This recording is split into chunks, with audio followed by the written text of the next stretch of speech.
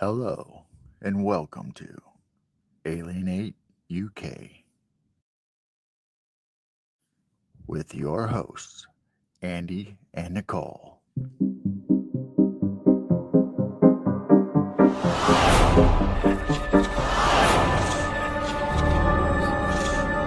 Super Chat and Super Stickers are now active.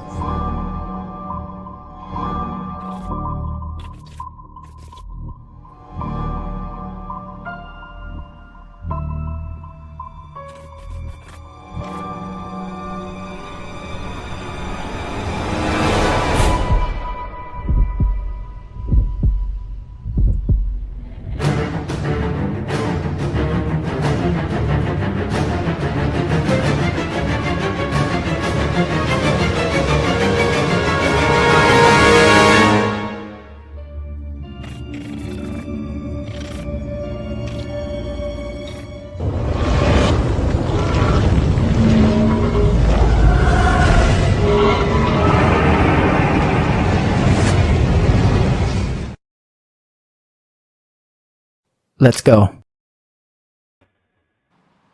Hello, good evening, good day, good morning, wherever you are in the world. Welcome to Alienate UK. We have an amazing guest. I know I say it a lot, but this guy is just, as you're going to find out over the next 90 minutes. So we are joined by Eric J. Hecker. I'm going to give you a brief intro and then we'll crack straight on with it. So Eric was born and raised on Long Island in New York. In November 2010, Eric was selected to be part of the United States Antarctic Program. He spent an entire 12 months at the South Pole Station. But this is the best. Gives me goosebumps every time I read it out. Where he learned things where he learned things were not as he was being presented to the world. That is precisely why he's speaking out. Eric is one of the few whistleblowers that was asked to give testimony for both the Senate Intelligence Committee and AARO. His shared testimony will be getting entered into the National Archives. So thank you, Eric, so much for coming on. It's an absolute pleasure to have you here. Thank you very much for having me. I'm looking forward to, chatting and finding out what your thoughts are on these topics. Apparently you have a few. Yeah.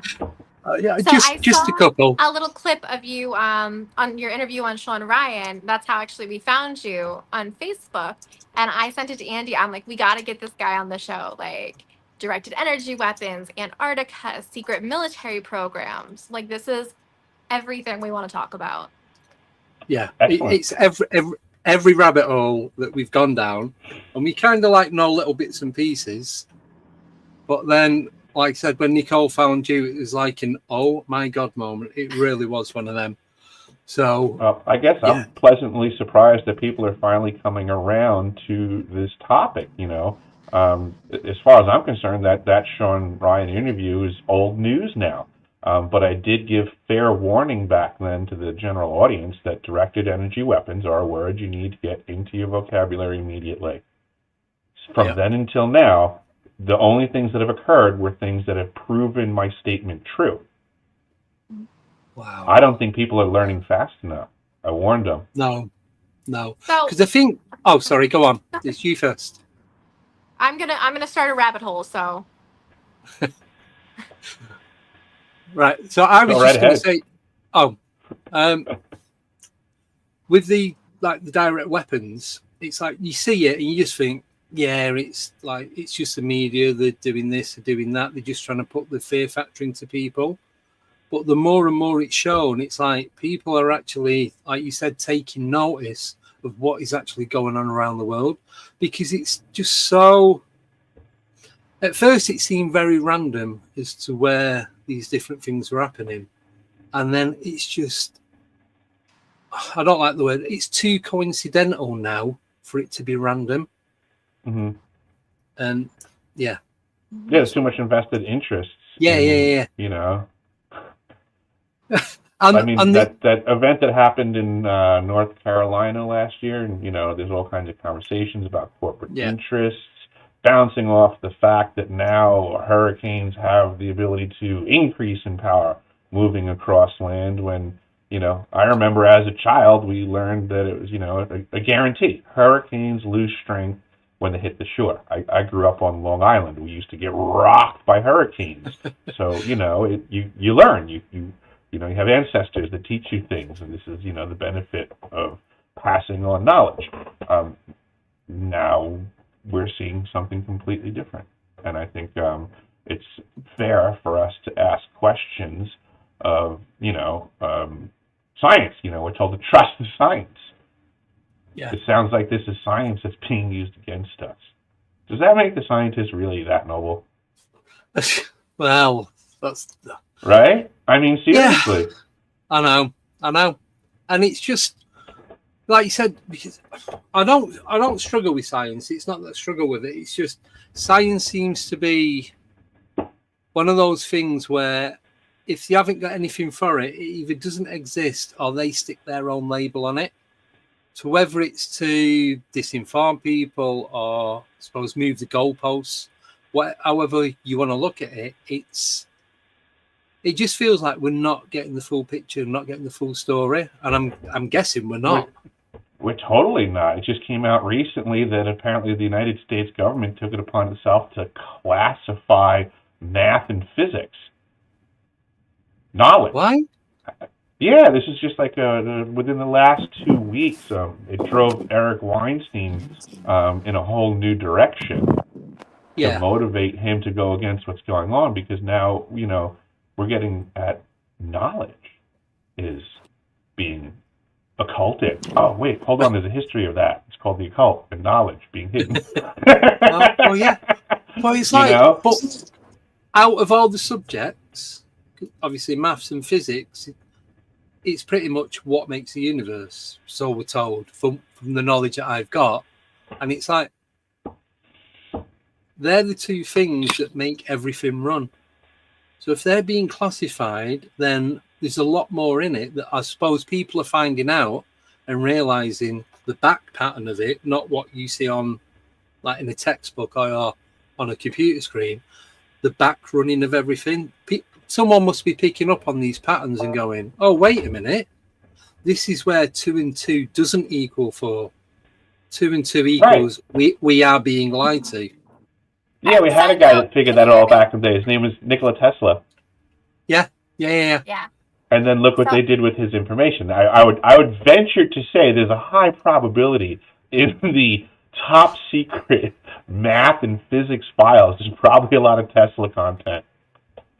Yes, definitely. Yeah, sorry, my technical difficulties. Sitting outside did not work for me. My phone overheated and shut down. I am, for everybody watching, I am on location because we are filming tonight. So that's why I'm in my car.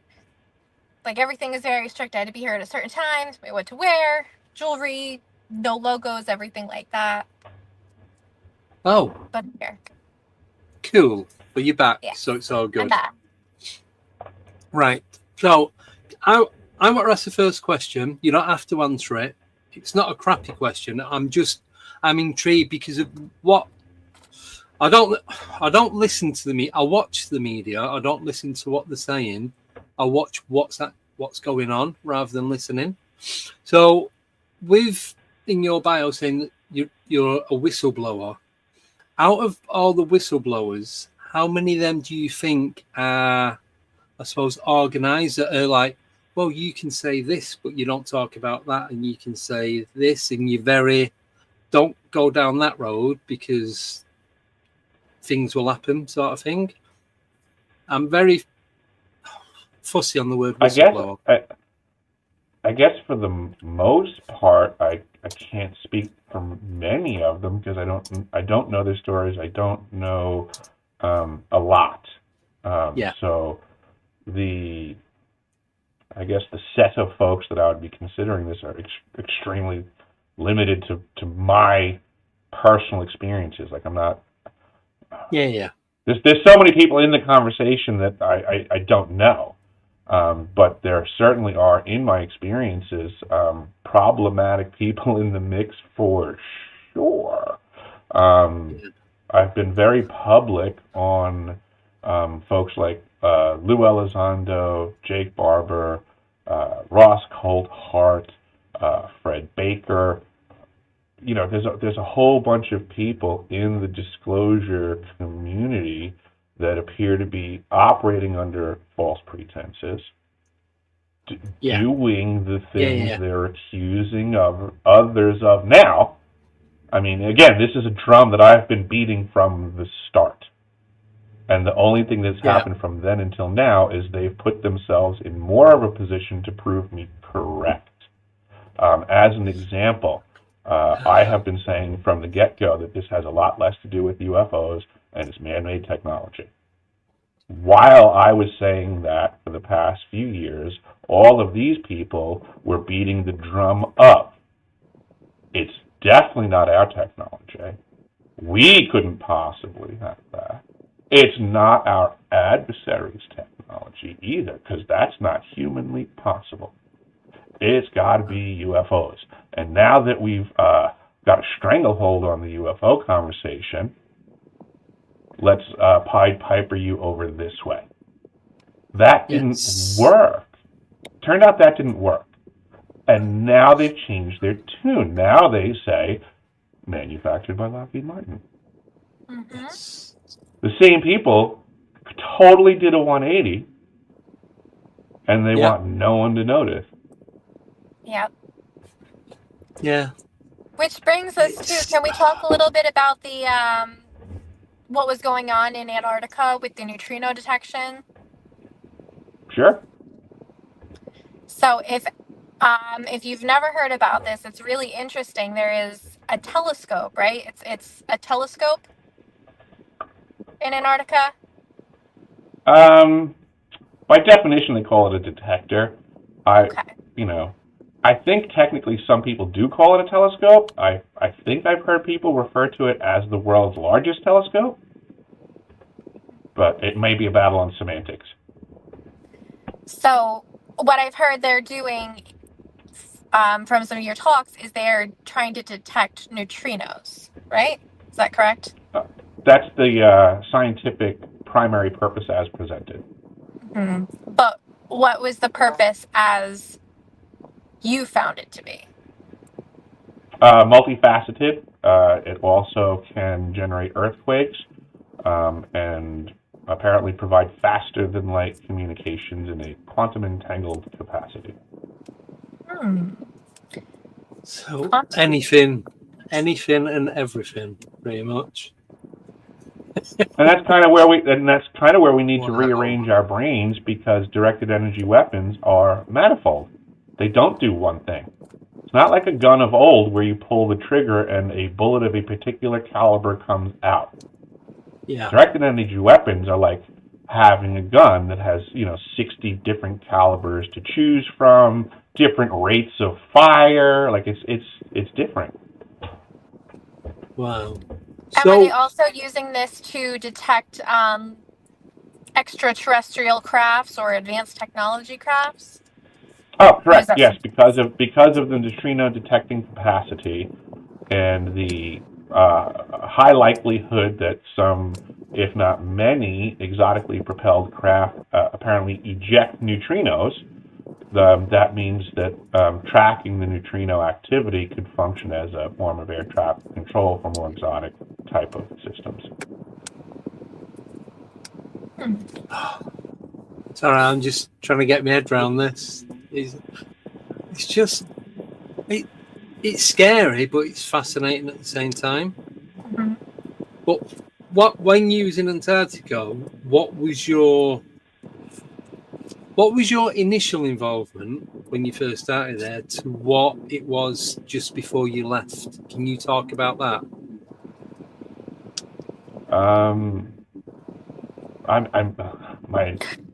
They were the same. I mean, my role was a tradesman and a firefighter, so it was something I got. I mean, it's a jump right in role. Right, got ya. You show up, there's other people leaving, and there's not we basically showed up when there was the tail end of the winter season before. Those people give a damn about us. Their winter was over and they wanted out. Yeah. So it's also, it's also just like thanks. It's almost like thanks for your service. Enjoy your time off, and glad you didn't burn the place down. And you hit the ground running, trying to learn the facility. And, the only thing that changed over the course of the year was my raging confidence that if anything went wrong at that location, no one's dying. Right. Yeah. No, I wasn't sure. What were some of your responsibilities as like a tradesman? What does a tradesman do in Antarctica? I was on a dynamic team of professionals that kept the lights on, the heat on, and everyone alive, no matter how much Mother Nature was trying to kill us every second of the day. And as much LN8 fuel we had around, it's amazing we didn't blow our cork 16 times. Wow. Yeah, I mean, there's all kinds of problems. Like my job was, I mean, seriously, we had the way that they discussed it was like, a lot of things were very military, so they would refer to us as, there's 49 souls wintering at South Pole Station, right? They take that stuff, like that's the job, keep those souls alive. That was the job. So I get the people like, oh, scientists, it's amazing. You know what? If it weren't for tradesmen at the South Pole, the scientists would be dead. Yeah. Because they don't know how to do anything but their job, which is pretty specific, limited, and wouldn't even make them breakfast. No, I wasn't sure if you'd gone in to do one particular thing and they like moved you about doing different trades while you was there. No. Oh well, that I mean, that's kind of like being like a lot of people don't realize that about plumbers. Plumbers know how to do everybody else's trade. Yes. The other tradies hate that. They hate that. There's more that a plumber has to do to do carpentry to get the pipes in, to expedite, you have to do what? You got to be able to wire a boiler. There's so much more of all of the other trades in plumbing than the reverse. So I'm very well-rounded. I always say my expertise is plumbing and heating, but the fact of the matter is you can leave me at the South Pole Station in the wintertime and I'm going to make sure no one's dead because we're going to get that shit fixed. And we're going to put the fire out, and we're going to stop the fuel spill, and we're going to figure out what happened to the primary water supply. And it doesn't matter if it's minus 93 degrees outside. If it's going to take 23 hours straight to get it fixed, you're going to do it. And that's what we did. Yeah. So now we know who to call out. Sorry, go on. I was just saying you had to wear a lot of hats while you were there then. Oh, absolutely. Yeah. Things changed constantly, and there were. I guess I like that the Star Wars term. There were aggressive negotiations regularly because things got. We would jokingly say that it was the most boring job in the world, broken up by moments of sheer terror. Yeah. No, I was just going to say, so if your boiler breaks down, we know who to phone. It's a bit of a trek for him on this end, but you'll be all right. Yeah. So while you was out there and all this stuff was going on around you, what was the strangest moment for you? What was the strangest thing that happened that's like completely out of the blue? One time we were removing snow cornices off of the entry side of the tunnel to the vehicle maintenance facility. So we had assembled a small team to be outside on this task. This was wintertime, so nighttime at the South Pole Station. And the aurora activity was just off the wall on in our particular winter season. Winter 2011 was high solar activity. On the particular day of this activity, we saw God. It was like this ring, this huge ring formed over us, and it was like almost like it was a flow. Like you could see the aurora power, like just going, like flowing, let's just say, clockwise, right? Yeah. And like almost like pulsing and stuff. And it was like on one side of it, and we're all like working, and everybody's like trying to work, but we're all looking up because it is gorgeous at this nighttime there, and we're noticing this activity, and it was like something was coming from one side, and like energy was like blasting into it. Like you could see this one side, like this node on the ring that was like, and the ring was like pulsing more violently, spinning faster, being like a bit more agitated, as it looked like it was like loading up from this one side. It would do that for a while, and then the ring would be like bigger and it would be like that for a while, and then 180 degrees around from the entry point on the far side of the ring, all of a sudden it was then like blasting out that excess that it took on, and then it would like settle down again, and then it would load in from the front side again, and it kept doing this cycle. And while we're working, like finally, like it might have been me, it might have been someone else, I can't recall. Finally, somebody was just like, "Yo, like enough with the freaking work right now," and we all just laid on our backs and we just started staring up at the sky, because it was just like, this is never ever happening again. Like, enjoy this. Like, yeah.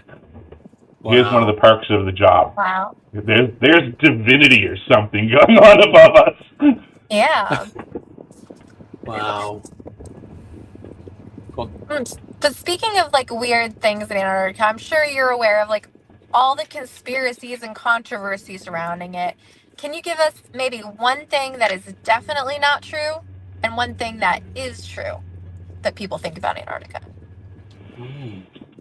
There's definitely not a massive hole anywhere near the South Pole. That's not true. Sorry, Andy. One thing that is true, there's a massive amount of secrecy in Antarctica for a very good reason, and not the reasons that 99% of the people out there believe. The vast majority of the stuff that they've been having crap filled in their head is propaganda to distract them away from the real problem. Wow. Yeah. It's really easy to talk about a place to people that have never been there when you've never been there. What happens is that when the people that have never been there have been pontificating for years, get challenged by someone who lived there, they go running for the hills. I'm sure. Yeah. Yeah. Yeah, a lot of these people don't want to talk to me because I will completely burst their bubble. If you hear anybody talking about Antarctica and they're not incorporating my information, you really need to ask yourself why. Yeah, it's a very small number of people who have been there, who have lived there, experienced it. If you're talking about Antarctica, you want to talk to those people. I mean, I'm all for proof. Put your cards on the table. If they have proof for any of their Antarctic statements, put it on the table. You don't got it? How about shut the fuck up? See, I'm scared to ask questions. Well, I'm not scared, but I don't want to be disappointed with what I believe is going on there. But no, this is a perfect example, Andy. This is a perfect example. What you are being honest about is what most people will deceive themselves about. And then they will go to deluding themselves, and then they'll ignore the truth. You're at least being honest. Yeah. Right? You want the stories that you were told about Antarctica to be true. I get that. Yeah. I see a lot of people. I see a lot of people suffering from that. They're cool stories. Yeah. Yeah. You weren't out there climbing the ice wall? That was my question, the ice wall. Flat Earth is for feds and fools. That's all there is to it. End of story. There's no ice wall. There's no there is an ice wall. It circumnavigates the continent of Antarctica, which can be circumnavigated because one of the things Antarctica has on its list of attributes is being the highest continent on average by elevation because of the ice glacier that goes ridiculously higher than the ocean all the way around it. So the whole damn thing is an ice plateau. Therefore, Yes. it is a freaking wall. It's just that it doesn't wrap around us. Yeah, you just got to sail Yeah. around it Yeah. or whatever. Yeah. Yeah. Yeah, you don't go in the middle and there's all these wonderful continents and creatures and plants and everything else. Fools are feds, the whole bunch of them. There we go. Man. I don't know. I do find it interesting that like all these theories, all these conspiracies, Yeah. because maybe you get a little bit of truth thrown in there, but everybody dismisses it as, oh, they're just nut jobs. They think there's an ice wall. They think, the earth is flat. A lot of it's born out of folks that are just simply contrarian. It's very easy for somebody to, make a statement, and then how many people do you hear nowadays? As soon as one person says one thing, you hear, but. It's just being a contrarian. Mm-hmm. Yeah. And they don't really actually have anything. So coming up with a question about a statement isn't actually a position. It's a clarification of not knowing. Not knowing isn't a powerful position. Having a question about something doesn't undermine it. It just shows you don't know. Yeah. But we get this all the time. Right. We just have a question in the comments. They would like to know if there's a McDonald's in Antarctica. Not to my knowledge. Not definitely yet. not one at the South Pole Station. And my answer to that would be, thank effing God that they... Yeah, you'd have to have was it penguin burger or polar bear nuggets? Oh. I don't Polar bear know. nuggets. What else could you have? They do market a product here in Alaska called moose nuggets, and it's chocolate, but not shaped in a way that you would normally find palatable. Oh. Wow. Yes. Yeah. Moose poop. Yep. Yeah. Right. So, question back to Antarctica. Admiral Byrd, was any of that true? Do you know? Or He was at the North Pole. no, He did North both. Pole, Andy. I think he did No, north he did and south. His big expeditions were south. That's what he was more famous for. Yeah. But I mean, yeah, absolutely, he went down there. Absolutely, there's important stuff to be gleaned from that activity. But once again, I would suggest that people have gotten a lot of bad intel pumped in their heads through the years. Not that there's not good information. I'll even direct people. Probably the greatest direction for Antarctic research right now is coming from dark journalist Daniel List. And he discusses someone who's probably the missing link in all of this disclosure and UFO communities that no one discusses, and that man's name is Lloyd Berkner. And he was part of the Byrd expeditions. When he came back, he had queried to Congress, the U.S. federal government, in some capacity to get funding because he was super concerned about the need to observe the atmosphere and pay attention to what's coming on and off planet. In that process, he was given the monies. They started what was called the IGY, the International Geophysical Year, which was the scientific collaboration of all the nations to go down to Antarctica. And on our end, the National Science Foundation started the United States Antarctic Program. You guys got your own program. Everybody got their own program. But the long and short of it was that Lloyd Berkner accomplished exactly what he suggested.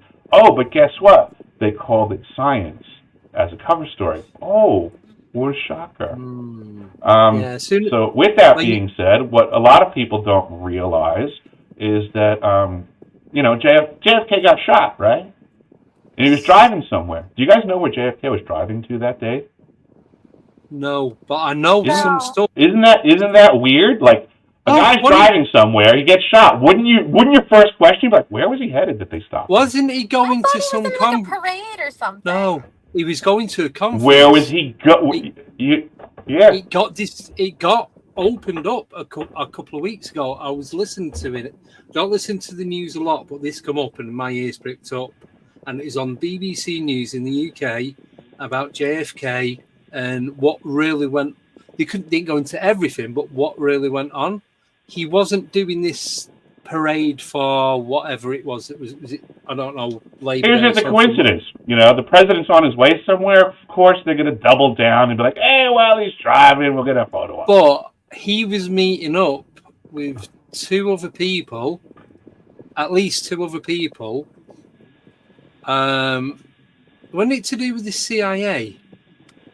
Close. You're so close. Oh, You're so close. But this is great that you're hearing this, because this is stuff that's coming to light, that's been, hidden in the shadows for eons. The gentleman that JFK was going to meet, and the pre-press release type stuff was that this was going to be a conversation that was going to change the world. That's what this was supposed to be, a world-changing communication, and he got shot en route to. The man he was supposed to speak publicly with was Lloyd Berkner. Oh. I knew I'd heard that name. From Antarctica fame, International Geophysical Year creation, and the group that got all of the scientific community together to start paying attention to what was moving through the atmosphere. Because JFK was going to release the documents of what was going on, or that's what he wanted. He was going to Congress to try and get it put into place. And the CIA, the FBI knew that what he was going to do was probably going to get passed. And because they was part of what was going on, they couldn't let it happen. Something like that, anyway. It's a high probability they realized what the legislation wasn't going to push it through. And he decided to jump the gun and go straight public on a mic with Berkner. And someone figured out what he was up to, and they popped him in the head because he was about to disclose everything. Yes. Yeah. Everything. Every rabbit hole, everything that he knew, he was going to stand up and do the right thing with a scientist that could communicate where the government deviated poorly at the start. Yeah, because wasn't the shooter in the car? Was it the driver or the passenger or something? I could care less. There's been too much information between. Yeah, too much information between now and then for us to even have an accurate way to filter. Everything we've ever been shown has been propaganda. Yeah. We only see what they want us to see. Yeah, and then going back to this AI and CGI where you can manipulate video and all that, and it makes it look like. But apparently, there's three different people in position. There's three different people in position, including one person in the same vehicle as JFK. So. Here's a rabbit hole for everybody. The CGI and the AI that's available to everybody today is so super easy to use, right? Everybody loves it, right? Now consider knuckleheads in federal offices 40 years ago had this tech in their fingertips. And think of your whole world was shenanigans up until this point, because it always seems that the tech doesn't pop out of thin air. It's been used by others for decades first.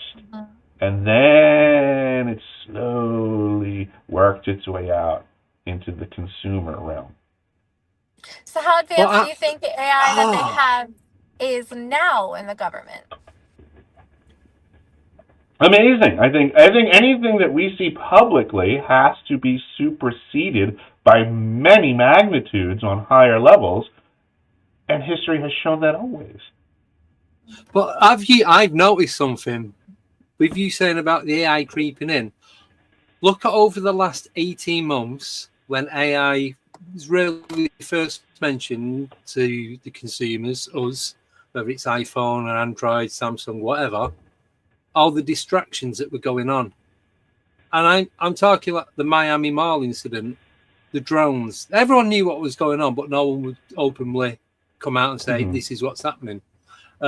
These orbs that are seen here and everywhere, it's a massive distraction as to something more spectacular to what's going on. It's like, again, on the news the other day, they're doing AI doctors in the UK to bring the waiting list down because you've got to phone up or go and queue outside the doctors at 8 o'clock in the morning in the UK. And there's something like 100,000 backlog of people that cannot get in. So if they bring AI... If you bring the AI, you can AI chat and it'll work out roughly what your symptoms are. If you put photos in, He'll go onto the internet database and compare it to all other stuff and give a rough And estimation. the funny thing is people are going to be screaming for this. This is so funny. Yes. This stuff cracks me up, Well, right? it's because I don't think down. that they realize, like, the way that the system worked up until now was the doctors weren't really doing anything other than checking with your insurance company to find out what options were covered. And then from the list, they give you your options, right? Yes. So now the only thing that's happening is that the insurance companies are probably the ones that are lobbying to have the doctors removed. Most probably. That'll save them a fortune, right? And then when their clients are simply going to a terminal where they punch in their symptoms to the insurance company's AI, like what kind of treatment do people think they're now going to get? Whatever's the cheapest. Yeah. With their like travel insurance and life insurance, as soon as they type that in, they know it's like giving your fingerprint and sticking it on a database. Mm-hmm. They know who you are, where you are, what you do. As soon as they put that in, they're going to get emails and letters like, "Sorry, we can't insure you anymore because you've got this, this, and this." Well, how do you know you've got that? Oh, well, we can't tell you, can't disclose because it's data protection. Mm.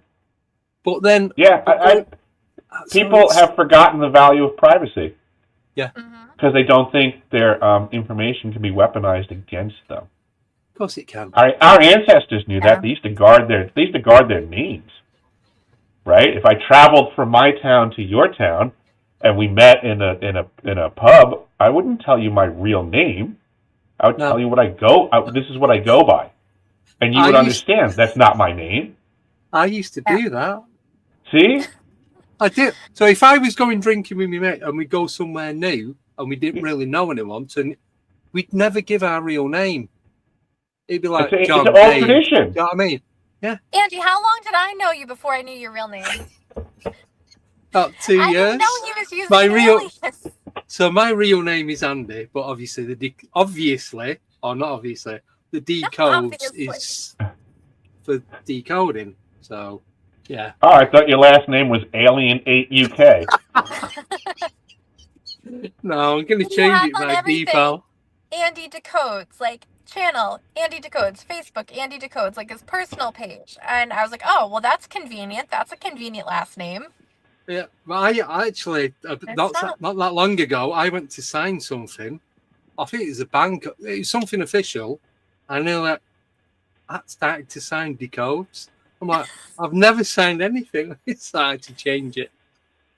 But I know what you mean, like saying about guarding stuff. You wouldn't, even now. So when people ask where you're from, not country, but place, I say Manchester, because I'm from Manchester. I don't live there now. But until I get to know them, I won't tell them the town or what part of that town that I'm from. Because Manchester's a big place. It's like however many million people live there and what have you. So it's just, you know what I mean? I think I still do. There must be millions of people that still do this. There's power to privacy. And there's power to invasion of privacy. We all know this stuff. Yeah. And then it's like an evil magic trick when you convince someone to just give you, it's like being mesmerized. Give me your info. But we're in that world now. Everybody's offering all of their information in every direction. Nobody reads terms and conditions. You just click, all right, I agree, take me to the next thing. And they could even, if they read them, they would do it anyway, because they need the app. The thing could say, like... Have you seen the ads for, like, those discount cards for your prescription drugs? No. We don't get anything like that over here. They're free, but the product is you. You're giving them your medical information, your whole medical history, in exchange for saving $5. Wow. I mean, I was making a killing during COVID because there was like all this stuff in the U.S. like, hey, if you get the jab, we'll give you a free donut. I was like, oh man, I was getting donuts. No, I'm just kidding. I was like, yeah, I haven't got the jab before. You got donuts? Yeah, give me one of those. Oh my god. Yeah, stick it in me. Have so many vaccines. You're gonna be like super COVID. I'm just kidding. I know people in the UK that give blood to get free biscuits. You get a couple of biscuits and you give blood. And you you go out and buy a packet. They're like, that's their motivation? yeah. I'm not. I thought they were taking the piss, but they're like, no. I go, so you give blood just for this? Goes, yeah, you don't get one. You get like, they put a full pack on the train, a cup of tea or coffee or whatever. Oh, full pack. I mean, you are. I thought you were just talking like one or two. No. Full pack. I don't know if you can eat the full pack. I've never given blood. I don't fancy any biscuits, but anyway. Yeah, that's she'll great. sure do routinely donate plasma to get money. Yeah. Wow. We're bougie in America. God. Yeah, so it's just, like I said, it's gone ridiculous now. People, like I said, people have lost the value of who they are. I think that's what's gone. Yeah.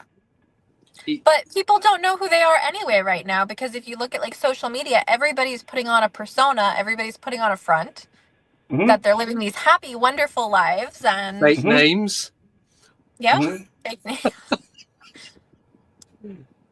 But I did that because it sounds good, and it was to keep my private life and YouTube life separate. Do you know what I mean? It wasn't not deceiving anyone. He says. You deceived me. It's just so I can go out and do stuff under my real name. Yeah, photos will be the same on both Facebook profiles, but I'm not mixing the two together. I do a little bit now and again because I seem to be doing more of this in my personal life than just, I suppose, business, whatever you want to call it. So it's just how it's come about. So, Eric, how important is privacy for you with, being a whistleblower and what you do? Everything's kind of out there. It's funny. It's like bittersweet for me because obviously I went public, so I'm not private. Yeah. But just like in my, I guess you'd say in my actions, always, I'm guarded. I don't do things like other people because I value my privacy. As an example, I carry cash, make cash purchases. I don't put a card in and identify myself to a system every day. Why the hell would I do that? Why are people so freaking lazy? Oh, I can't go to the ATM and got money. Oh, you know what? I know the excuse on that one. You don't got money. Oh, everybody's living off of credit? Oh, God, how's that leash on your neck? Yeah. Right? Now because you're a broke ass, you're obliged to no longer have privacy. So people, if you want to start living a normal life, become self-sufficient, become debt-free, don't operate off credit, use cash. Yeah. Some of the best deals I've ever gotten in my life were just because this is like a New Yorker thing. Have cash on you. Because you never know when some dude's just hard up and all of a sudden it's like, yo, you give me $500. Here's this Jeep I can't afford. I need $500. And that doesn't help when you got a freaking credit card. No. But on my bank cards and that, this is going to sound really dodgy, but I don't use my full real name. Mm-hmm. So you say on your bank account? So obviously, my first name's Andrew, but I use Andy even on my bank account. So, and then my real surname. But it's still not me because I don't put my middle name in there. The only thing that's got my middle name is my driving license, passport, and birth certificate. That's it. Everything else is Andy. That's it. So, but it is difficult because I know if you just put it into GPT, you could find out anything about anyone. Pretty much. Doesn't mean it's accurate, though. This is so funny. This is true. So many people are putting so much faith into this stuff, and they don't talk about all the error codes that they throw every day because these things are tracked in real time. they don't realize that the information can't be tested.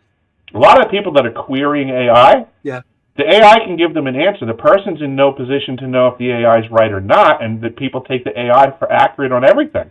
I've had a few queries with AI where I basically asked it about me and the stuff that I'm an expert in, which is me and my experiences, and it was so wholly wrong that I just basically, in like 4 more queries, corrected it. It apologized and was like, yeah, of course you know more about Antarctica and scientists that have never been there.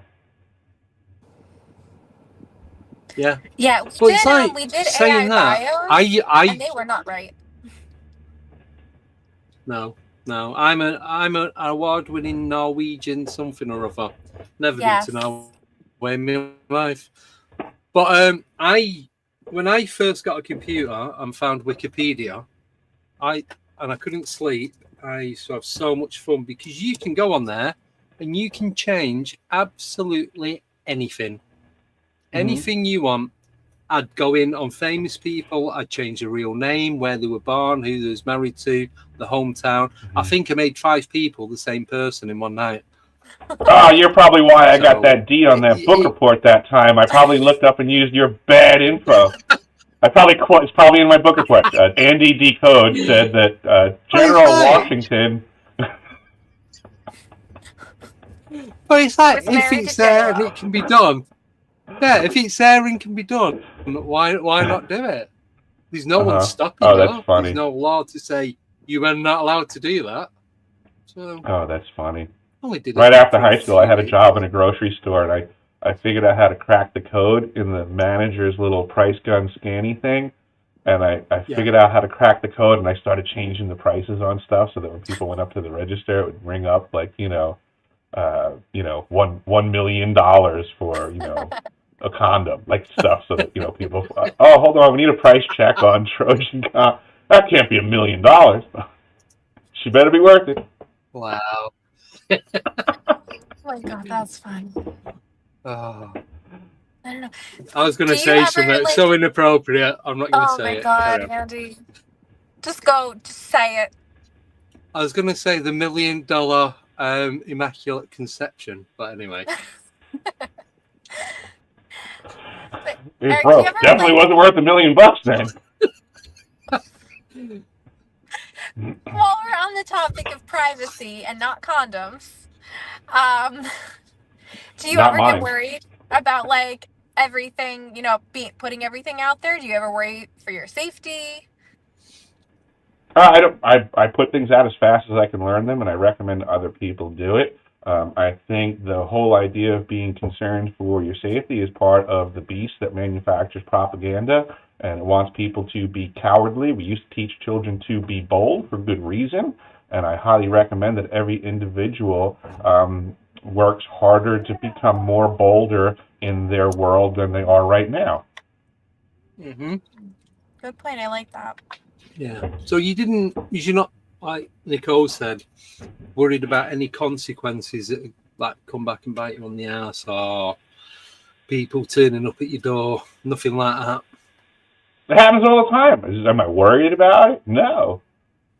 You have people show up at your door and like stop saying what you're saying? I was assaulted in Washington, D.C. right after the National Press Club event.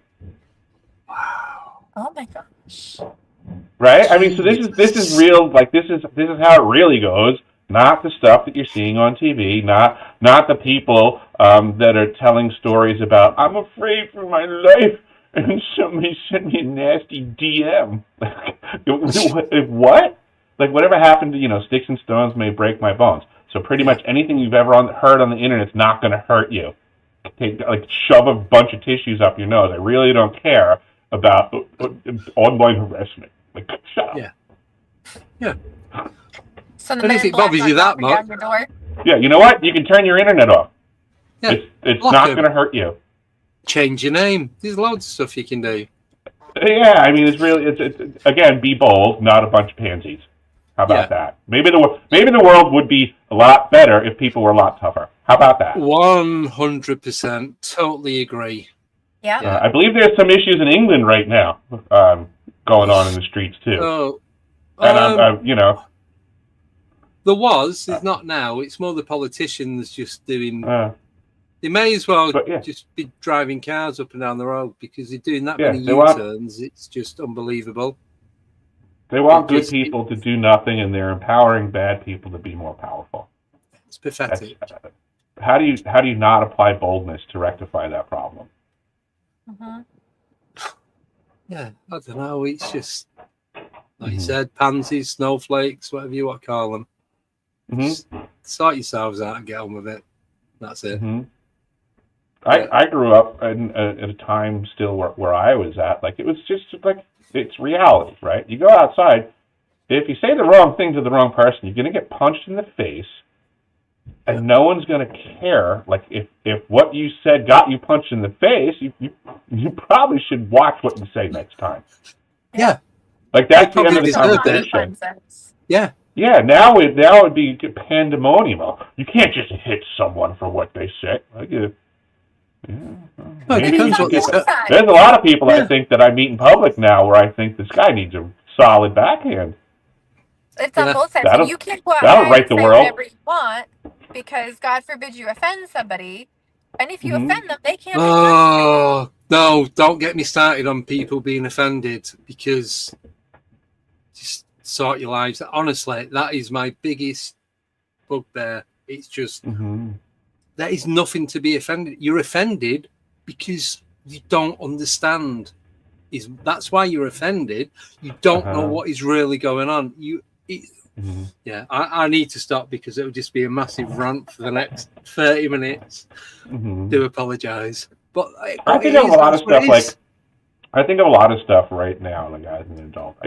I really feel like lots of times we should look at situations like just back to like if we were kids again, right? Yeah. Like if you were 12 and I was 12 and we're just hanging out, having fun, and all of a sudden I do something and you're like, that offended me.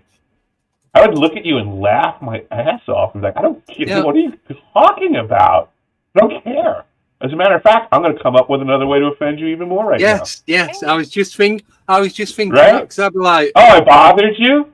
Yeah, you offended me. Hold on, let me get my list out. Yeah. I'm here all day. Yeah, because I'd be the same. It'd be like, that offended you. Wait until you hear what I've got to say next. Yeah, like thanks for identifying the button that I'm going to hammer down on now. Like you just don't let anybody know things bother you, and then they don't exploit it. Yeah, push it in, break the button, and it stays an offend 24/7. Yes. And if you don't like it, tough shit, go away. Don't listen. Go and do your snowflakey stuff or whatever it is you do. Yeah, that's it. It's just. Yeah, I mean, I had a pretty extensive career in New York in the plumbing industry, and it was like the mission for the day. You're on a job site. There's a whole bunch of people working. Everyone's trying to take the piss out of everyone, and it's just it's a contest to get someone to flip out, throw their tools down, start screaming and yelling like they're going to kill someone, and then the whole job site just laughs in unison at the person. Wow. I need to tell you this because this proper did my head in. So I went to I've been there for quite a few years now, and I went the other week, and it's like, oh, such a body called in sick. I'm like, what again? Like, yeah. He thought because they were tired. I'm like, what the fuck? I'm tired every day. I go in, I do between a 7 and 9 hour shift, 5 days a week. Fucking tired when I go. I'm tired when I come home. I'm tired during the day. I don't phone in sick because I'm tired. I phone in sick if I cannot physically get out of bed. Not because I didn't sleep very well. Shut up. Oh, anyway, you need a mental health day, Nancy. A mental health day. No, I just got to work. I just can't do it today. Mental health is not good for me. Yeah, can't do it today. Can't be asked. Don't get paid enough. I've got loads. What do you want? Sorry for going off, but it's just, it winds me up so much. But these are the sort of people, going back, these are the sort of people that cause all these issues with what's really going on. And these are, like you said, these are the people that are put in power. And these are the people that are guiding and supporting the people that are put in power. and it's on both sides of the bench as well. It's not just one-sided.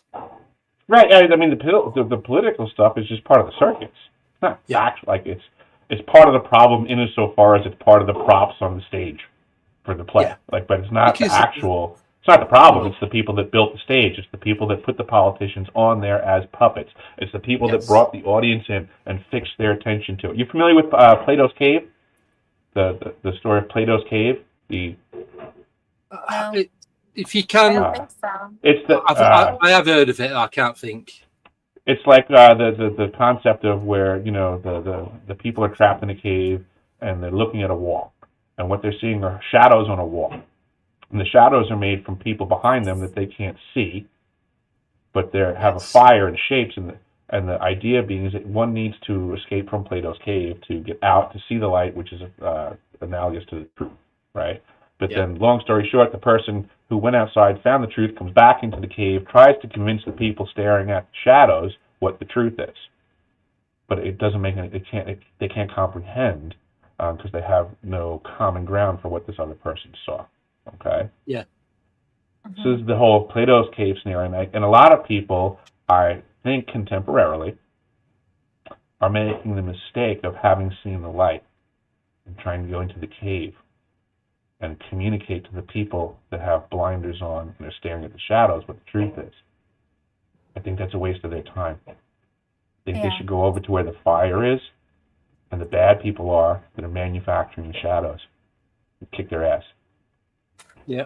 Punch them. Punch them. It'll be a lot easier. It'll be a lot easier to free everybody at that point than the other way that we've been conditioned to believe is the right way. Oh, get the truth to the masses. No. Kick the shit out of the liars. Yeah. But then I need that on a t-shirt. Kick the shit out of liars. Yeah. I need to get that. I'm going to get that printed. Have a nice day. Punch a liar in the face. Yes.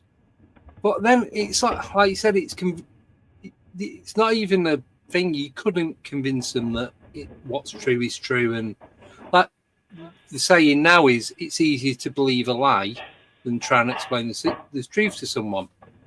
Holly, can you chill out a little, please? Yeah. Thanks.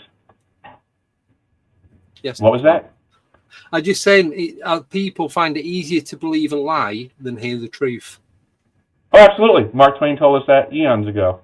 It's easier to bamboozle people than to convince them they've been bamboozled. We've known this stuff. These are traditional known things that people are shying away from because of the ramifications of having been bamboozled. Yeah. Because it's easier. It's easier to think, like with the whole disclosure thing. They came out and they did disclosure, even though it was only what they wanted to tell us. But still, nobody gave a shit. It was like, okay, cool. We know you're still lying to us, so... Yeah, you've told us. We watched it. No one's really that... Yeah, whatever. Carry on. Yeah. Yeah. Which is just... crazy. You think it'd be this big thing, this big global, like, revelation. We have these crafts. We have non-human biology. But it's like, Well, anyway. The problem is all they did was present a story. The same story everybody's heard the whole entire time. Yeah. And they did it with no evidence anyway. I mean, so it's just the story again. Now they're just admitting to the existence of the story. Yeah. Yeah. Right. Previously, the governments of the world and all these people were like, "There's no evidence." Now all they're doing is just the exact same story they've been avoiding for decades. Now they're just reading.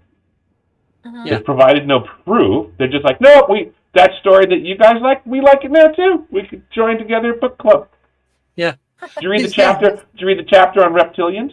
Isn't that one cool? We agree with you. It's real.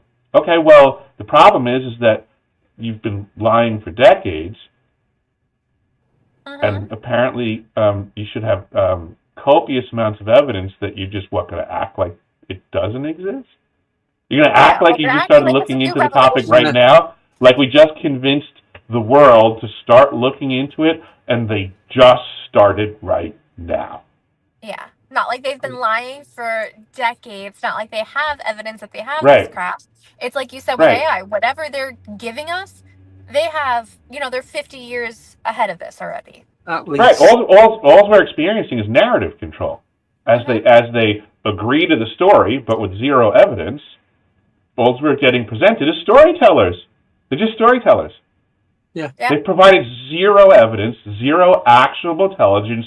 They didn't say, this is the facility here, this program, this vehicle, these are the people involved. It's standard reporting. It's who, what, when, where, why, and how. If it's not in the story, they're full of shit. Yeah. Yeah, because it's like, if I'm having a discussion with someone and they're just going on and on and on, and it's like, it's not going to end. So I just, yeah, right, you're right. I just agree with him for the sake of agreeing with him. Yeah. It's not much different from that.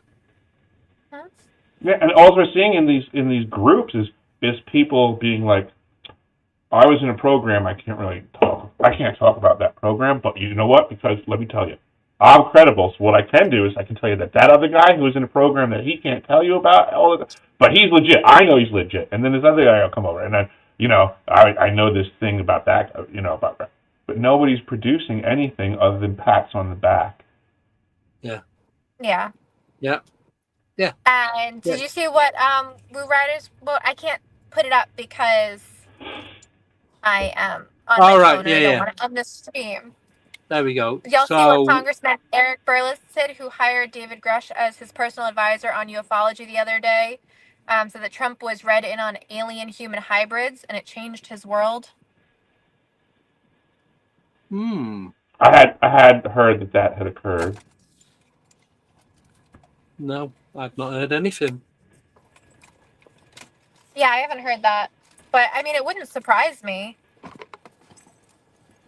Yeah, apparently Burleson was told by Grush that Grush was aware that Trump had been read in on some alien project stuff. And that apparently he was thoroughly impressed. That's the story going around as of late.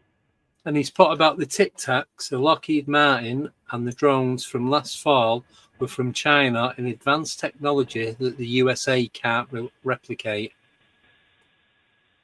I didn't catch Burleson saying that. That was Ross Coulthart. That was part of his shifting gears.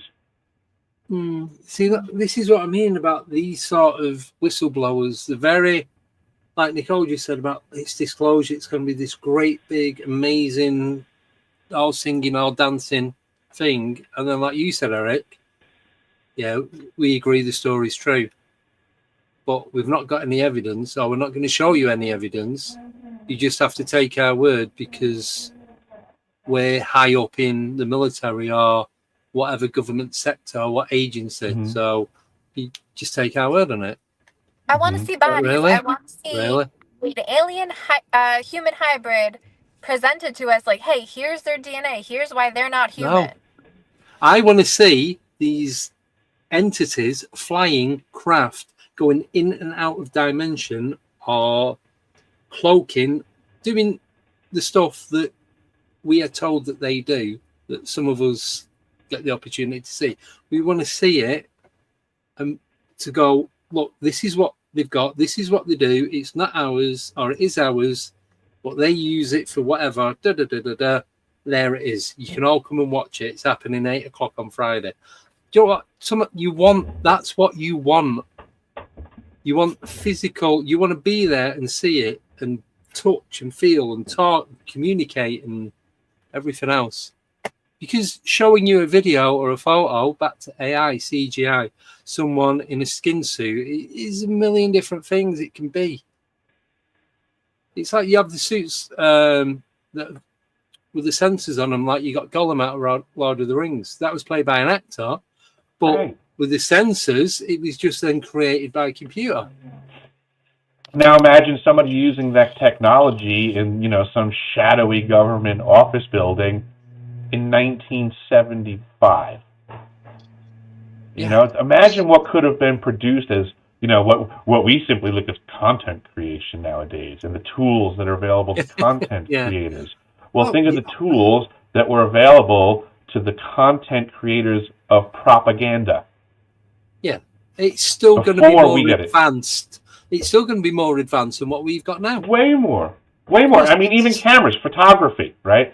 The types of lenses and cameras that were available to the general public aren't the same that, they're putting up in spy satellites in the 1950s to read license plates. That's guarded tech. It's monopolized tech that it takes a while for it to roll out.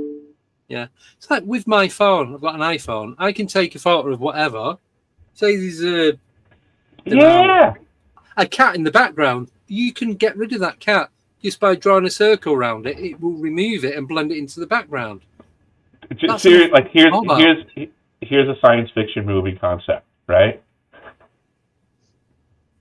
You get to go back in time knowing everything that you know, and you can bring your iPhone with you and it totally works, and you just keep fabricating all kinds of BS clips and stuff and sending it to the news.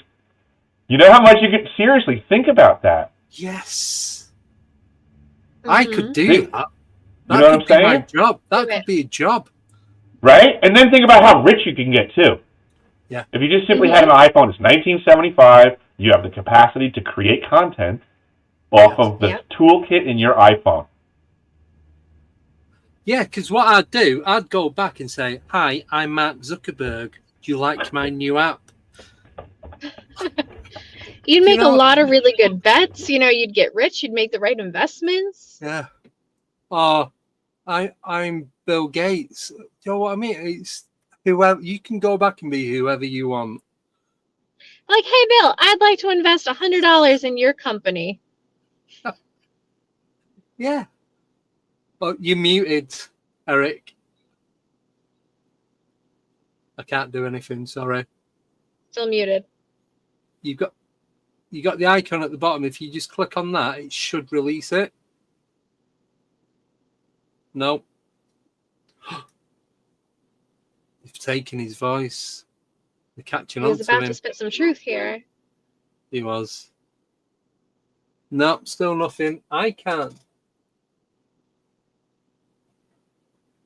Right, it says your mic is muted. And you muted it?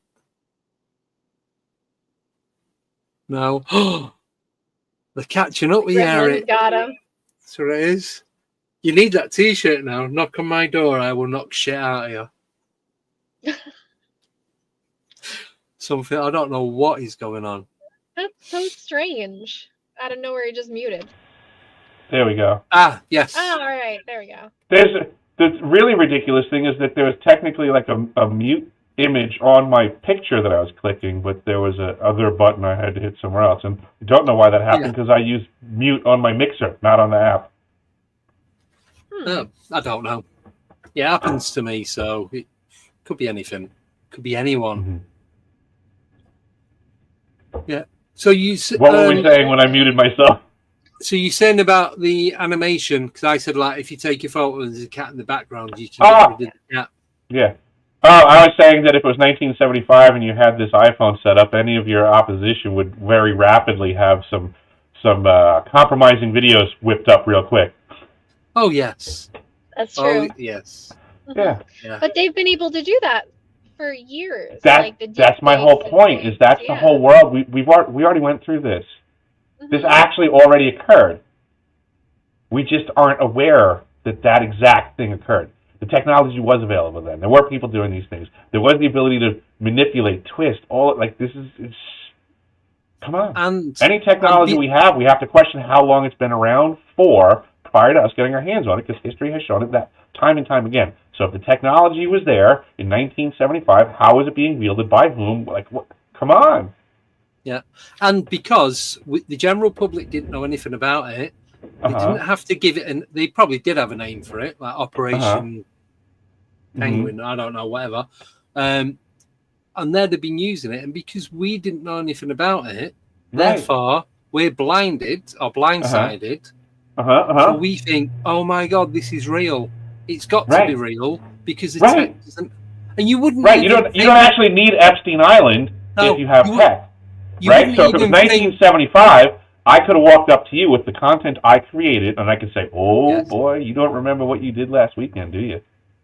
Yeah, you had to be. And I could show you a video, and all they have to do is know you went out drinking.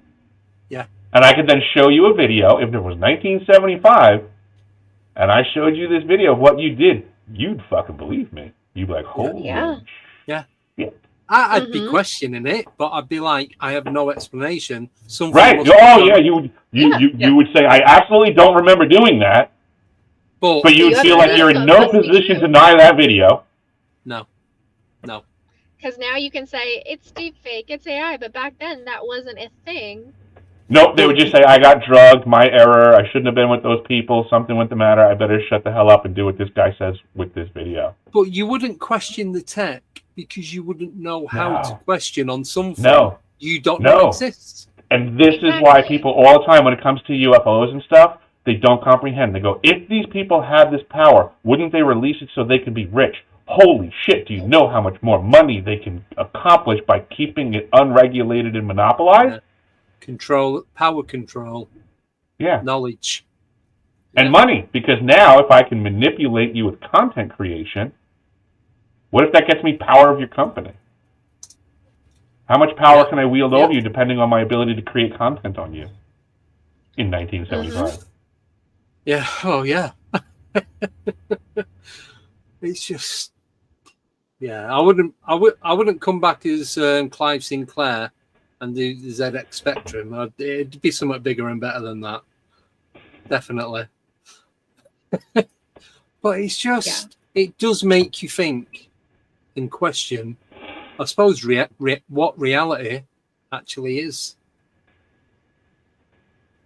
See, we're going down that reality. road now. Reality appears to be a history of the victors. This is true. Right?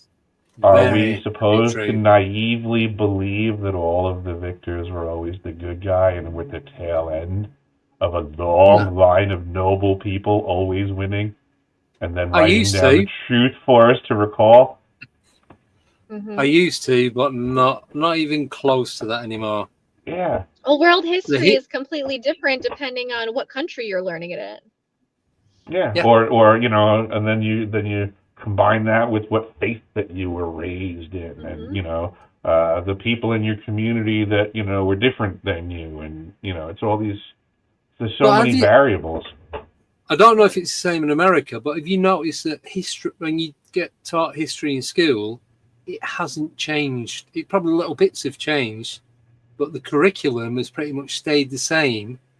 I was in high school in the 80s, and it's just weird. I learned about two things I can remember learning about: Rasputin and the Vietnam War. Interesting. And we watched Platoon in the. Oh wow! So and Full Metal Jacket. Wow! We got two movies out of it. Two classics. They put that in your curriculum, huh? Well, they put it on so we could get an idea of what it was like at Vietnam, apparently. So fair enough. Pretty representative. But you're right. You're right. Things haven't changed, regardless of new discoveries that were made. Like when Göbekli Tepe was discovered, the answer was, well, it couldn't have been because we don't think civilization's that old. So that's not what it is. Yeah. Instead of updating their narrative. Don't think. Or they don't have the answers to publicize it, I suppose. Academia is going to be the last organization to undermine itself. Because then all these people were wrong, but they were going based on the information that they had at the time. And when there's new information, you would think they would update their thinking, but they just dig in. It's funny. Like my job being a plumber, right? I'm supposed to go somewhere, fix a leak, and I can prove that I'm good at what I do because when I'm done, it doesn't leak. Right? That's my job. Yeah. There's no argument or anything like that. Like I'm either good or bad. The proof's in the pudding. I feel like when it comes to academics, like they just feel like it's their job to be right. Like that's academia. This is what you need to know. It's very egocentric because if you ever go up to them and like, I think that's wrong, they just get their ass on their shoulders really fast and like, how dare you? This is academia. Yeah. The whole point of science is to find out tomorrow what we were wrong about today. So don't hold on to what we know today so dearly, academia.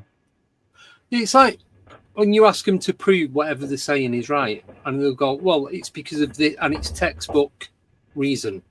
It's like, no, physically show me why what you're saying is 100% correct.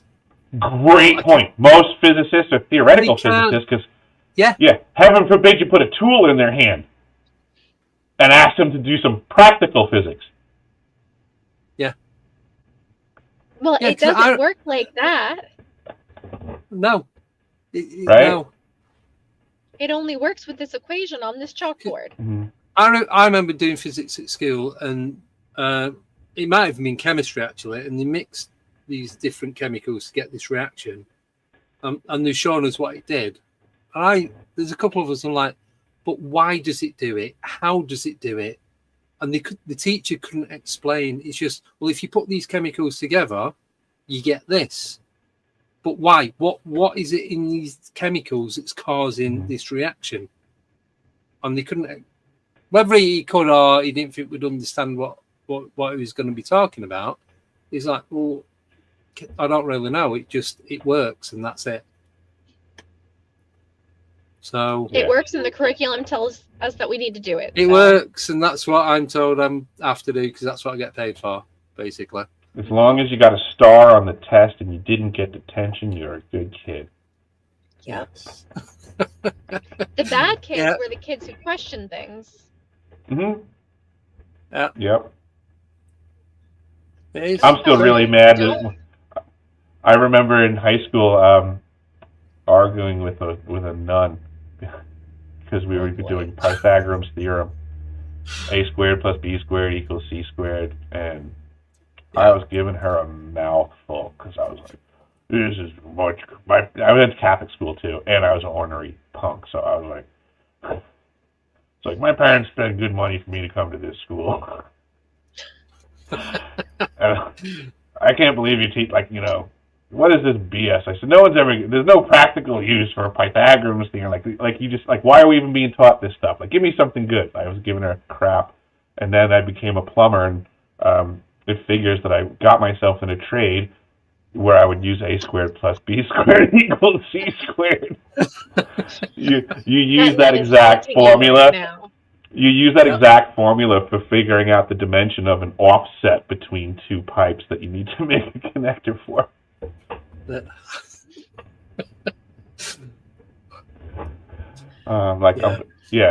then that's funny too, because then everybody in the community, they're like, plumbers are morons. I'm like, how many of you actually use A squared plus B squared equals C squared on a regular basis?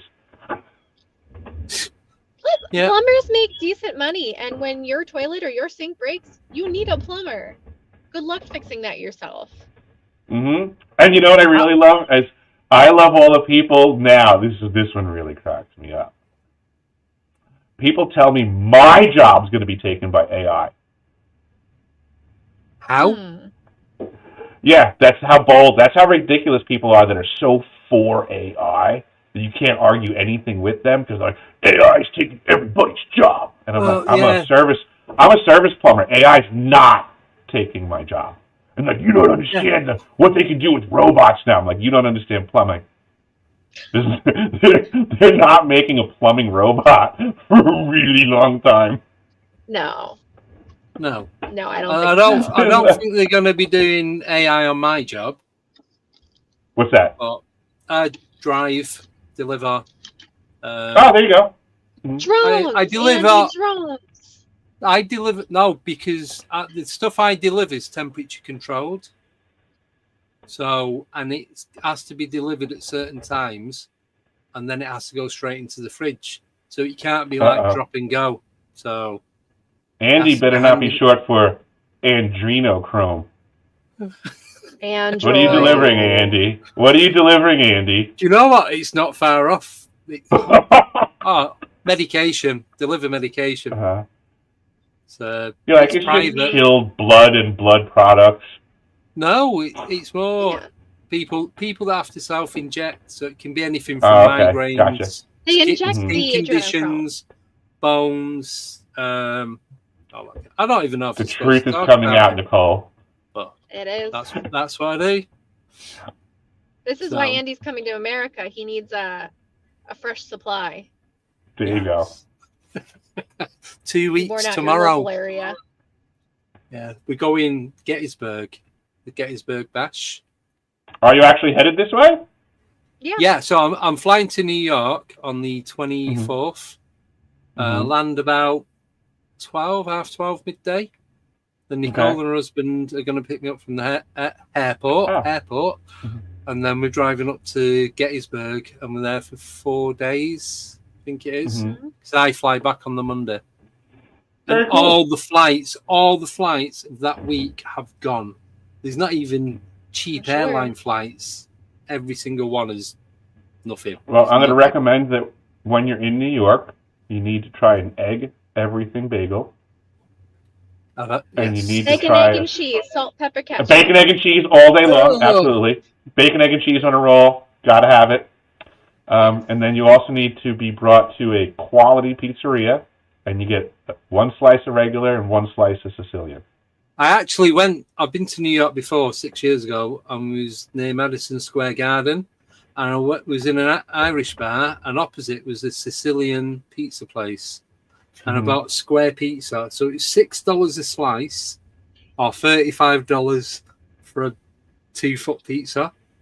I was still eating it on the flight home 3 days later. It was damn good, though, right? Yeah. It was amazing. It was the best pizza I've ever had. And I'm not even joking, it was that thick. It was as thick as my thumb. That's the normal drill in New York for New Yorkers. You go to a pizzeria and you just say, give me 1 and 1. And then you check to see if they have garlic knots. Garlic knots. Yeah. But I do have these 2 things that we need to stop off at when you pick me up. 1, to get some cans of cider. Yeah. Alcohol. Like hard cider? Andy, you know where I live, right? I live down the road from Angry Orchard. Oh, there we go. Happy days. I'll just bring you cider. Right, that will do. And straight from the source. Chick-fil-A. Chick-fil-A. All right. We can do that. To go to Chick-fil-A. You want to try God's chicken? Not on is that Sunday. good? That's what they call it, God's chicken. Oh, is it? All right. Well, because it's very religious. Like, they're closed on Sundays. They don't support, What? liberal agenda. The people They're who very, own very Chick-fil-A. religious organization. Very religious. Didn't know that. KFC then. I'm not fussy. God's chicken. Yeah. When you pay at the register, they hit you with holy water. Oof. We'll need some of that. We're going ghost hunting. Yeah, we'll just bottle it.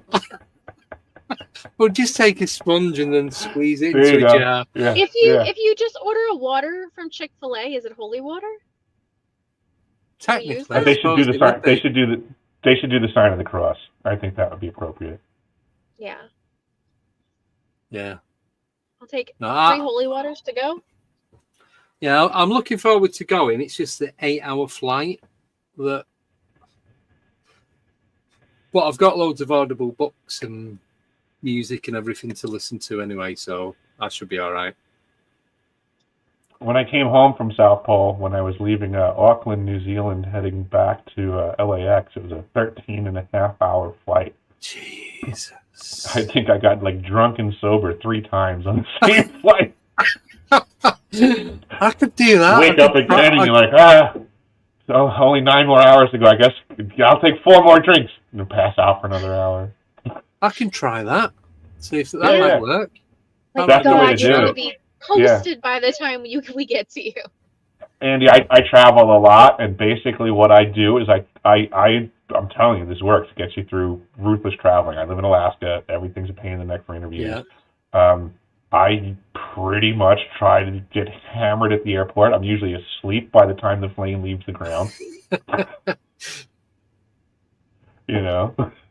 It's boring. Flying's boring, and everybody in there is just glued to their tech anyhow. So it's so inhuman now. It used to be a joke like you're on a plane next to someone and they just talk. Now people wish that would happen. There's so lack of human engagement. There you go. That's what I'm So thinking. actually, funny, Eric, that you mentioned you're from Alaska. My teammate just got in the car because we're at the location, and she's from Alaska. Howdy. Hi, how you doing? You from That's Anchorage Stephanie, or the Valley? Anchorage. Nice. Very cool. Yeah. South side of Anchorage. And do you still live up there? No, my oldest daughter actually does. She lives up in Wasilla with her family. So. Oh, awesome. Very cool. Well, enjoy the warm weather down there. Oh, it's so humid.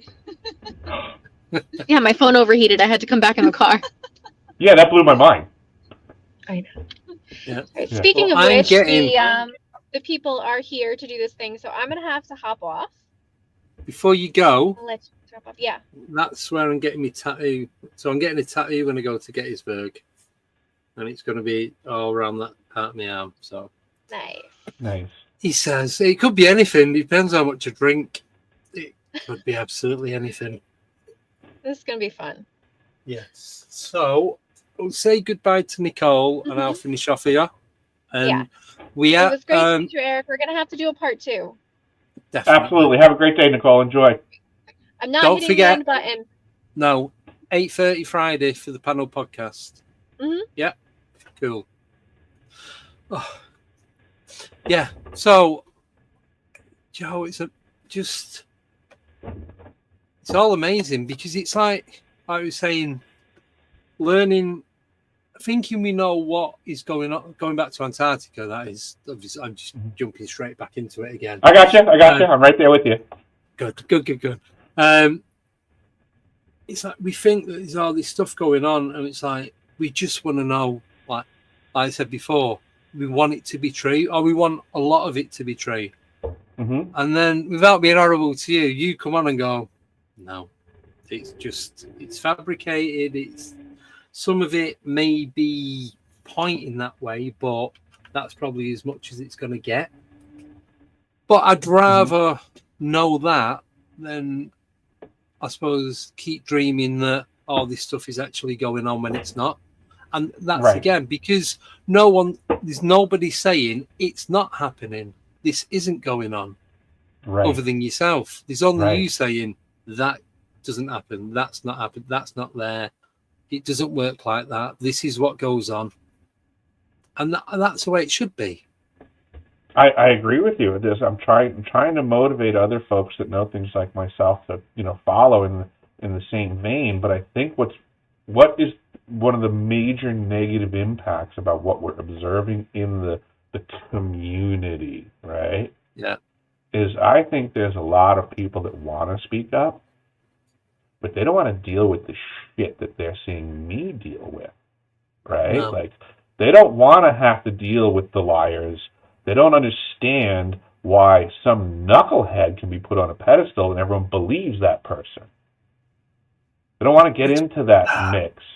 They don't want to have to be like literally doing what I'm doing and be like, no, that guy's a liar. How can you believe him? Yeah. I get that they feel that it's a waste of their energy because now you're fighting that proverbial fight that Mark Twain said. It's easier to bamboozle people than it is to convince them that they have been bamboozled. Yep. Yeah. Totally get that. Imagine if I came to the game, right, and was telling the party line for the propaganda side of disclosure with Antarctica experience. What if I actually did align with these con jobs that I'm throwing stones at? When they asked me to, and I said no. What if I did? Well, right? Wouldn't I be very convincing for their side? Oh, yeah. Right? If I just came, everything Lou Elizondo said is true, and Ross Coldhart and the space arcs are warming up in Antarctica. And trust me. Yeah. Imagine if I was a scumbag and I tried to use my credibility to support this bullshit propaganda crap that we're seeing other people take what should have been their honorable credibility. They're fucking lying to everyone. Yeah, but why do you think they do it? Is it money? Is it fear? Because they're compromised, and why do people do anything bad? Because there's something offered to them that made it worthwhile, and that's how bad people function. Bad people are doing bad things. Why do drug dealers sell drugs? right? Yeah. Yeah. For personal interest and gain, for wealth. Yeah. Yeah. Right? Why do celebrities want to be in movies? Apparently, a lot of people will wager a lot to be a celebrity. Yes, it's like sell your soul to the devil, as the saying goes. Right. So I think there is enough precedent set on this planet through the eons of history for us to really respect the existence of organized evil. Yeah. Yeah. And we should stop being naive about the level of organization or their desire to act. And while we, the good people, don't truly realize the veracity of the statement that I just made, we sit here disorganized and inactive. Yeah. Against our foe.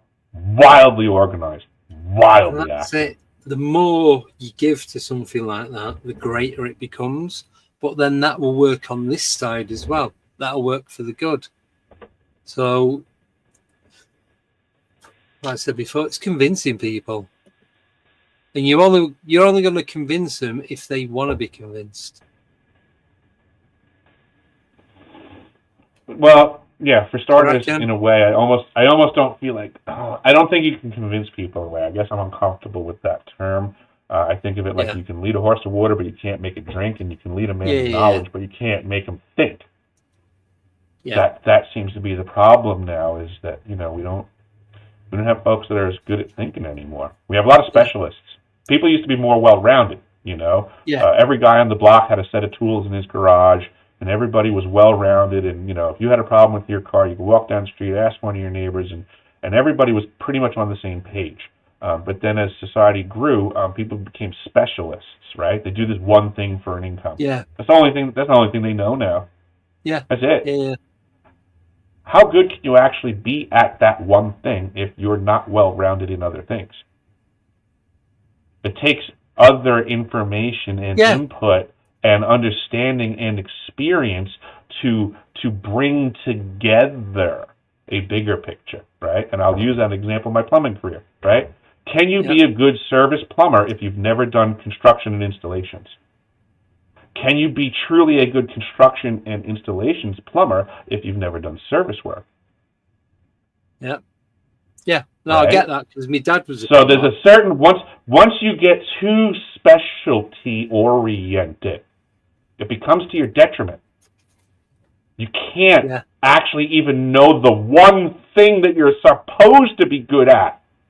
And you're also in a position to not even know it. And the only people that will know that are those that are well-rounded and not specialists.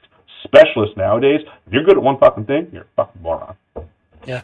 But it's like brother's a plasterer. And I've on the phone to him. He's like, he's got to wait for the electricians or the joiners and that. He goes, if you had the tools there, sometimes he does. He just gets on and does it himself. He does tiling. He does also. He can and does do all sorts. But when he's on a job that he's set, that's the electrician's job. That's the plumber's job. That's the carpenter's job. He's just got to sit and wait for them to turn up. There's nothing he can do because I got you, but it's not that he lacks the knowledge or capacity. Right. The problem nowadays is how many people lack the knowledge and capacity. Yeah, because he wouldn't get paid to do their jobs as well. Right, but he's not going to. But if he was to go out and come to my house and do a job for me, he'd be like, yeah, well, I'll do this, this, and this. I'm not just going to plaster your walls and that's it. I'll do like the skirting, the framework, and all that kind of stuff. So we'll do all the, like you said, all the bits and pieces that coincide with that one thing. And you know how he garnered that skill set?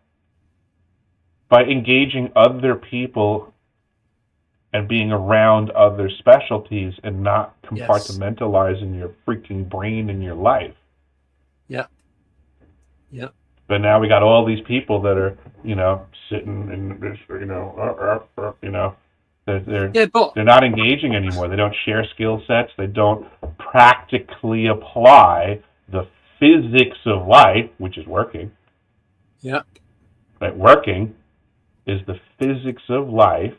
That'll give you an education so that you can hopefully not get lied to by physicists who can't sling tools and have been so academically compartmentalized for decades that what they're saying is a little bit less than accurate. Yes. Yep. Because it's straight out of a book or text or the narrative of what they've been given to learn from. Because it, like I was saying before, it might alter a little bit, but it doesn't seem to alter enough to coincide with, I don't know, the evolution of Earth, of what's going on. It just seems to sit and stay in that state and not go anywhere. That's how it feels anyway. Yeah, things have stagnated for sure, unfortunately. Yeah, definitely. Yeah, you can smell it as well, a lot of them. But I can't smell it. I don't smell anything. I have plumber's nose. We are at the end of the show. I thank you so much for coming on. Would love to get you back on again. Thanks for having me, Andy. I appreciate it. Oh no, it's been great, and he's a great character, full of knowledge, and you straight to the point with everything. You didn't BS. It was like I say, if you didn't know, you didn't know it, and what you did know, you shared, and it was amazing. Everyone in the chat, can't speak now. Everyone in the chat loved you, so thank you so much. Absolutely amazing guy. But I do have one question for you before we go, if that's okay. And this is from Darren, and he's asking, what's the deal with the Rothschilds and Antarctica? Do you know? I guess I'm not familiar with their particular association to the continent. I apologize. I believe there's an island that might be named Rothschild Island, but I'm not 100% sure, and I definitely don't know why. I don't know the history of it. Unless they're putting the money into it, who knows? Because we all know that. Totally possible. I would be remiss if I tried to say I knew anything on the topic. Yeah. No, thank you for answering. I nearly missed that one. So, well, thank you again, Eric. Absolute pleasure having you on.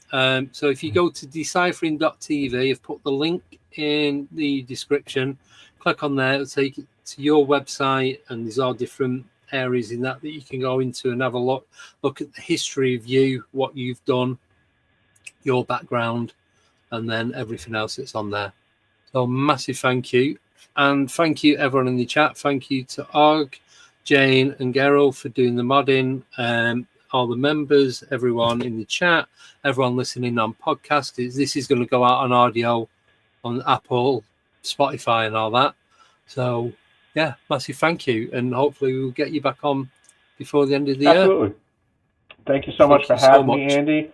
Thanks for everybody for listening, and like Andy said, if you could check out the website, I'd really appreciate it. And if anybody happens to be on X, I'll be hosting an X Spaces June 15th at 12:30 Eastern, and I will be with my co-host James Oliva, and my guest will be Brooks Agnew, and we will be discussing directed energy weapons in depth. Oh, cool. Excellent. Thank you for that. Is there any other links you want to add before we go? I think that covers it. Most of the stuff is on my website. I'll be doing a public engagement in the end of the summer. So if you want to check my website for the post on that, if people want to join, I love meeting people in public. Yeah. So that type of stuff is going on. And what I do always request, it is hard to get the truth out there. I am fighting an uphill battle against monumental odds. If you could do me a favor, go to my website and click on something, share it somewhere where you think it'll be appreciated. And here's the really fun part. Here's what I also like to challenge people to do, because I think it really helps with the algorithm. Also take a link from my site and share it somewhere where it won't be appreciated. Stir the pot a little bit. Stir the pot a little bit, right? Yeah, you like. It'd be like Wikipedia all over again. Yeah, exactly. This is how we get attention, right? We have to do the things they're doing. Yeah. Yes. Yeah. So take my information, go drop it where you know it's going to be hated. Yes. Well, thank you so much for coming on. Absolute pleasure. Thank you, Andy. No worries. Take care. So Absolutely. before I go, we're back on Friday with the panel podcast. There's myself, Nicole, Michelle Liddell, Preston Dennett, Albert Rosales, and Polly Rotterman will be on. Possibly Tommy Cullum if he's not too busy. So it's either 6 or 7. It's going to be an open Q&A. And I do have a very big announcement on Friday for something that's going to be happening in August. I can't say anything until it's all done. I did want to talk about it tonight, but everything's going out on Friday and I am not allowed to say anything until that moment. So that's it. Thanks again, Eric. Thank you, everyone in the chat. Thank you, everyone listening on podcast. Have a wonderful 2 days. Oh, on Friday's show, the chat is for members only. Anyone can watch it. It's public, but only if you're a member of the YouTube channel that you can post anything in the chat. And that includes moderators. So if you're a moderator and you're not a member, you can't post anything, unfortunately, which is a bit crap. I can't, because I'm not a member of my own channel, I can only post stuff through StreamYard. If I go onto YouTube and do it, it won't even allow me, and it's my channel. How mad is that? That don't even make sense. You censored yourself. Pretty much, yeah. Right, so take care, everyone. Punch yourself in the face and kill the camera. May as well. What more could happen? Right, so have a wonderful 2 days. Hopefully we'll see you on Friday. And then I'll let you know what's going on in the coming months. So that's it. I'll see you all soon. Take care and goodbye. Cheers again, Eric.